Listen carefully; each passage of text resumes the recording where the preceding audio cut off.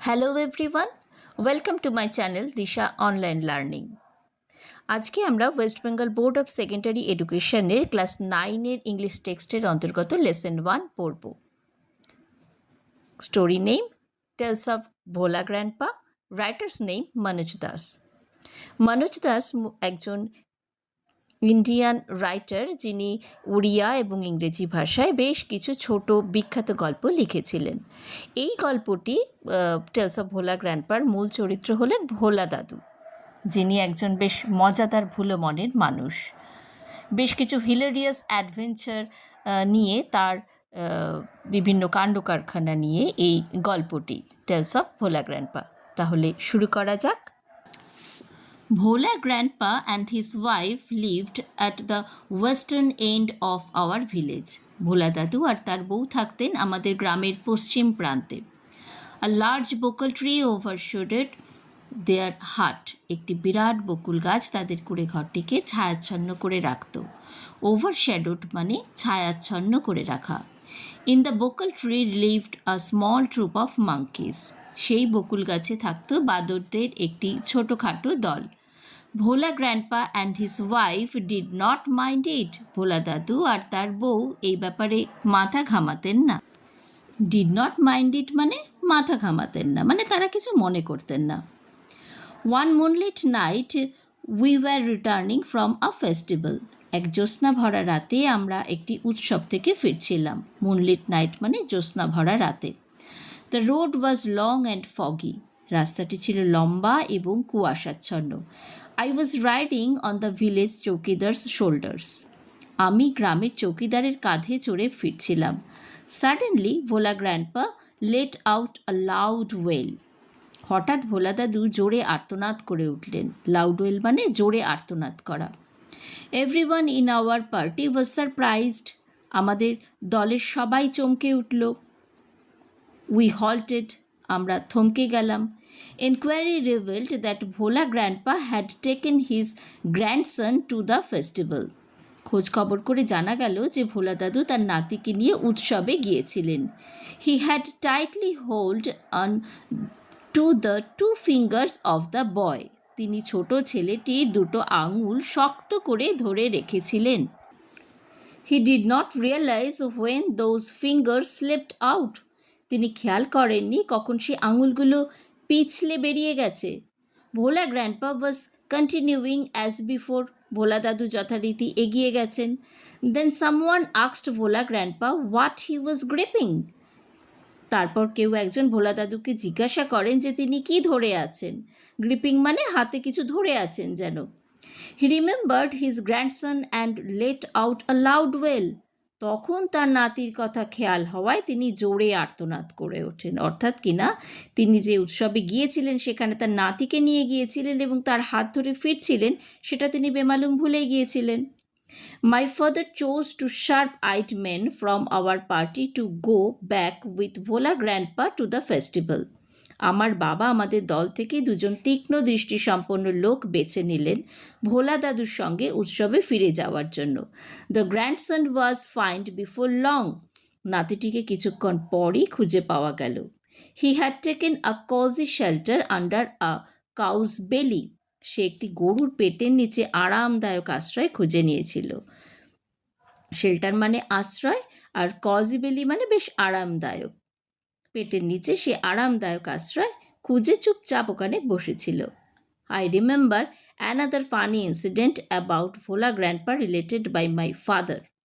ভোলা দাদুকে নিয়ে আমার বাবার কাছে শোনা আর একটি মজাদার ঘটনা মনে পড়ে। It had been a rainy afternoon. সেটি ছিল একটি বৃষ্টির বিকেল। Bhola grandpa world with excitement told my father and his friends that he had seen a gang of pirates. Bhola দাদু প্রচণ্ড উত্তেজিত হয়ে আমার বাবা আর তার বন্ধুদের বললেন যে তিনি একদল জলদস্যু দেখেছেন। পাইরেটস মানে জলদস্যু। They were burying a large box under one of the sand dunes on the seashore by our village. ওরা আমাদের গ্রামের সমুদ্র তীরের ধারের বালির ঢিপিগুলোর একটির নিচে একটি বড় বাক্স চাপা দিচ্ছিল। বারিং মানে কি? চাপা দিচ্ছিল। সিশোর মানে সমুদ্র তীরবর্তী, স্যান্ড ডিউন্স মানে বালির ঢিপির।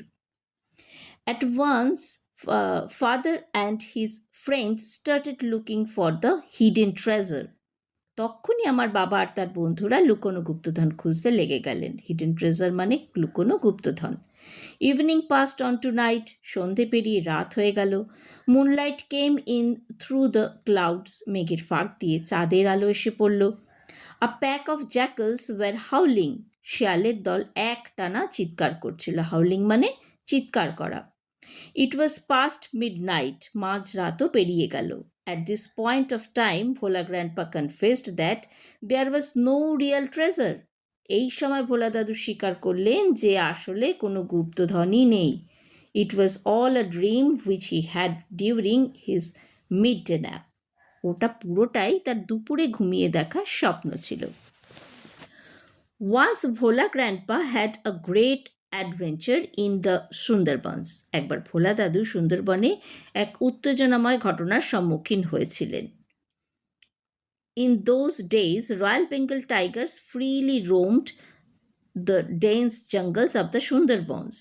সেই সব দিনে সুন্দরবনের গভীর জঙ্গলে বাঘেরা অবাধে ঘুরে বেড়াতো। রোমড মানে ঘুরে বেড়ানো। People took care to move about only in groups, particularly after sundown. লোকজনেরা দল বেঁধে সাবধানে যাতায়াত করত, বিশেষত সূর্য ডোবার পরে। কেননা সাবধানে থাকার জন্য, কারণ যদি কোনোভাবে বাঘ অ্যাটাক করে তাহলে যেন দলে থাকলে তারা কোনোভাবে সেটার সম্মুখীন হতে ভয় না পায়। One evening, Bhola Grandpa was returning from the weekly market. এক সন্ধ্যাবেলা ভোলা দাদু হাট থেকে ফিরছিলেন। এক্ষেত্রে উইকলি মার্কেট বলতে হাট বোঝানো হয়েছে। Suddenly, at a distance of about 5 yards behind him, he heard the growl of a Royal Bengal tiger. হঠাৎ তার পিছনে আন্দাজ প্রায় 5 গজ দূরে তিনি একটি বাঘের গর্জন শুনলেন। এক্ষেত্রে ইয়ার্ড হলো একটি দৈর্ঘ্য মাপক একক, যেখানে যাকে গজ বলা হয়েছে। হাউল মানে গর্জন। Bhola grandpa turned and found the bright gaze of the tiger on his face. Bhola দাদু পিছনে ফিরলেন আর দেখতে পেলেন তার মুখের উপর বাঘের জলজলে দৃষ্টি। জলজলে দৃষ্টি অর্থাৎ বাঘটি তার শিকারের দিকে তাকিয়ে উজ্জ্বল দৃষ্টিতে তাকিয়ে রয়েছে। Bhola grandpa instantly climbed up a nearby banyan tree. Bhola দাদু সঙ্গে সঙ্গে নিকটবর্তী একটি বট গাছে চড়ে বসলেন। The tiger roared and circled the tree about 100 times. বাঘটি গর্জন করতে থাকলো আর প্রায় 100 বার গাছের চারদিকে প্রদক্ষিণ করল।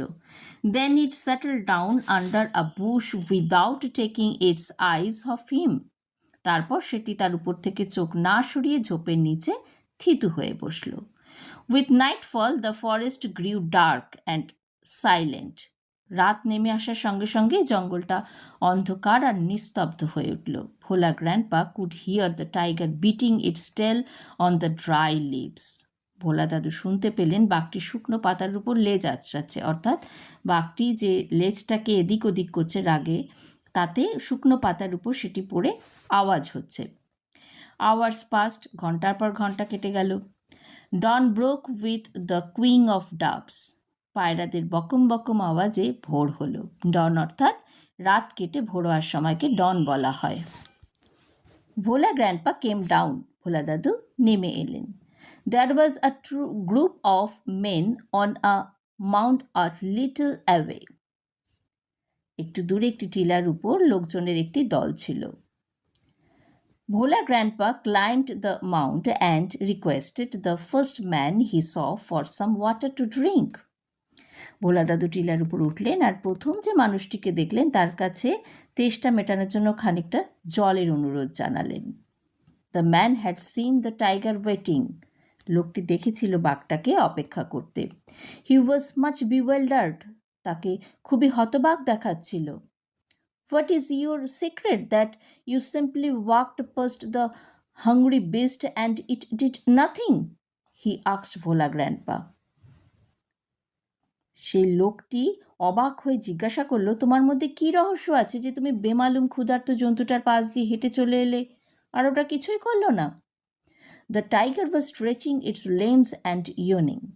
বাঘটি আড়মোড়া ভাঙছিল আর হাই তুলছিল। yawning মানে হাই তোলা। Then Bhola Grandpa remembered the tiger and looked at it.